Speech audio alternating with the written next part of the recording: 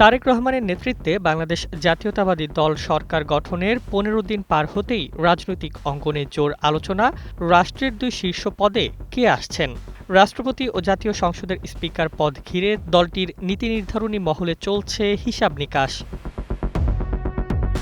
রাষ্ট্রপতি পদে সবচেয়ে বেশি উচ্চারিত নাম দলের জ্যেষ্ঠ নেতা খন্দকার মোশাররফ হোসেনের। দীর্ঘ রাজনৈতিক অভিজ্ঞতা ও মন্ত্রিত্বের অভিজ্ঞতা তাকে আলোচনার কেন্দ্রে এনেছে। শুরুতে মহাসচিব মির্জা ফখরুল ইসলাম আলমগীরের নামও শোনা গেলেও তিনি নিজে প্রশ্ন তুলেছেন, সংবিধান অনুযায়ী বর্তমান রাষ্ট্রপতির মেয়াদ শেষ না হলে এখনই নতুন করে আলোচনার কী প্রয়োজন।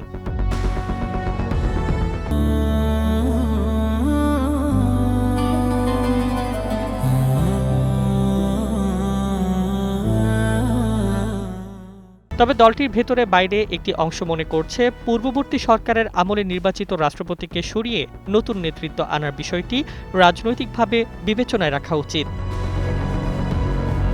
এদিকে ১২ মার্চ বসছে ত্রয়োদশ জাতীয় সংসদের অধিবেশন। অধিবেশনের শুরুতেই স্পিকার ও ডেপুটি স্পিকার নির্বাচন করতে হবে। স্পিকার পদে আলোচনায় রয়েছেন সাবেক শিক্ষামন্ত্রী ওসমান ফারুক, মুক্তিযুদ্ধ বিষয়ক মন্ত্রী অবসরপ্রাপ্ত মেজর হাফিজউদ্দিন আহমেদ এবং সুপ্রিম কোর্টের জ্যেষ্ঠ আইনজীবী জয়নুল আবেদিন। সংসদীয় অভিজ্ঞতা, সংসদ সম্পর্কে জ্ঞান এবং রাজনৈতিক ভারসাম্য, এই ৩ মানদণ্ডেই যাচাই হচ্ছে সম্ভাব্য প্রার্থীদের। সংসদীয় রীতি অনুযায়ী প্রধানমন্ত্রী সংসদ নেতা হন। যদিও সংবিধানে উপনেতার সুস্পষ্ট বিধান নেই, অতীতে এই পদে নিয়োগের নজির রয়েছে। ডেপুটি স্পিকার পদে বিরোধী দল থেকে একজনকে নেওয়ার আলোচনা চলছে বলেও জানা গেছে।